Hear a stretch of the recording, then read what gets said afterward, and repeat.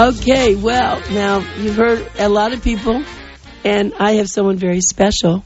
He doesn't live down here. He just comes and he visits us. And so Hal Spielman is someone you've probably read his articles in Boomer Times called suddenlysolo.org. Ask Al. So, Al, what am I going to ask? Welcome to our show, by the way. I'm so glad to be here, as always. It's so delightful to spend some time talking. Thank you. So, what am I going to ask Hal this morning? Well, ask me what's new. Okay, what's new? Well, I got a new title this past week, actually about 4 days ago. And my new title is Great Grandfather. Well, you don't look... I've got to change that. So many young men like you now are great-grandfathers because you've, you got married early in a sense. Right, yeah. And you look so good, so no one can tell how old you are anyway, but the book that Bill and I wrote, We Live to Be 100 Plus, you're going to be a great-great-grandfather, I'm sure. Right? Oh, well, that may be pushing it a little bit. But I don't think so. That was a nice new title, and I'm really delighted with it. A little girl, and 6 pounds, 8 ounce little girl. I've seen photos of her already. And the first girl in our family in quite a while, because we've had all boys for a long string of time. You know, I'm glad that we're talking about this, because one thing we were talking about before the show started here with us is what separates men from women when they're alone, when they're divorced or they're by death or they never got married. What is it, Hal? And you've done, maybe you should tell people a little bit about who you are and what you're doing, and then they'll understand what you're going to say. Well, I was widowed 6 years ago after a very close relationship with my wife. We were extremely close, but that's not uncommon. It wasn't a sudden departure. She had been ill for some time, but when I was alone, and I had family and friends, there were enormous gaps.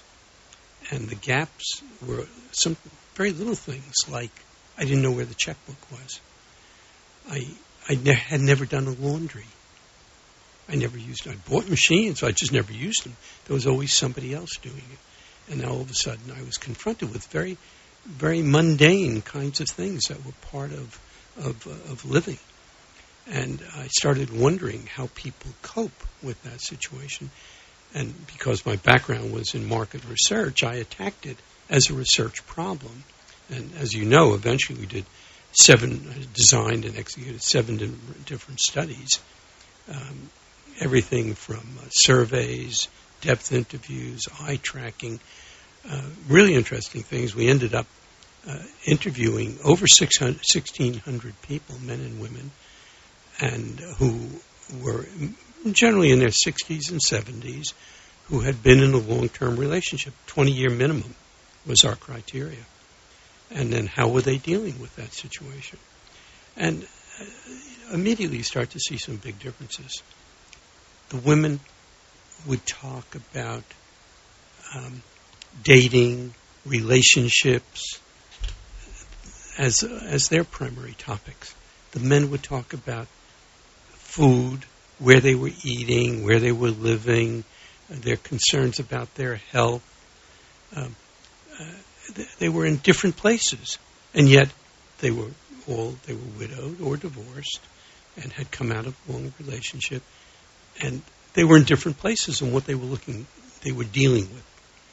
And that started to trigger in our thinking the kinds of things that men needed as contrasted to women.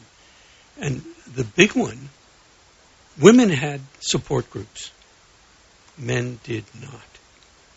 And it's one of our ongoing concerns is how do we get men out there to, the suicide rate of single men is higher than in that age category than for men that are in a relationship. And that's part of what we don't want to see happening. I was talking to a rabbi I know who deals with situations like that, and he gives them our book, Suddenly Solo, which deals with issues like that. Even though it's a funny book, but it's based on really hard data coming from these interviews. And in fact, at this point in time, as we come into just past Thanksgiving and Christmas, very family demanding times, the men who have been recently widowed are at risk. And they need their family, they need their friends to reach out to them and not accept the guy, no, I'm really, I'm tired, I'm going to stay home tonight, or no. They have to push them to get out, to come to dinner, to go to a movie, to go to a ball, do any of these things, but to get them into the social situations again. And I put that out as a request today to people that know, particularly men, but women too, of course, but particularly men, to drag them out of hiding away in their house. We have in fact, in our book, we have a cartoon like that with this guy with cobwebs all around him watching television, and his beard is down to his ankles.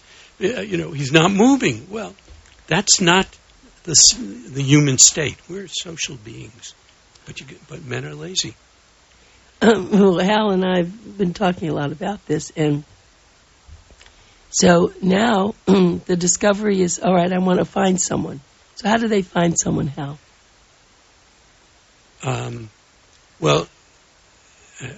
Again, the most frequent, from the research we did, 29% of people that were in a relationship met with someone they had known in their past. They may have been reintroduced or met them, the cheerleader from high school who is now a little rounder than she was then, and she's had 4 kids, but still she's that bubbling personality that he remembers. But she was dating the football captain, and he was just the math brain. But now he's made his zillions with his math brain, and the football guy is gone. And so that's the highest single category: meeting and reconnecting with someone you knew in the past. And things like Facebook help you to do that, to reconnect.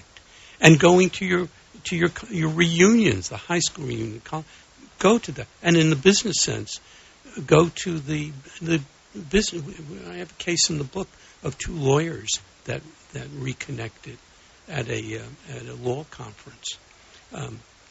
So you got to get out there, men and women. You got to get out there.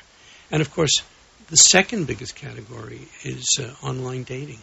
Surprising to us, but 21% of the people that were in a relationship met through the senior sites, Senior Singles Meet, and Our Time, and then the religious ones, Christian People, J-Date, all those. Now they have a Farmers. You saw that?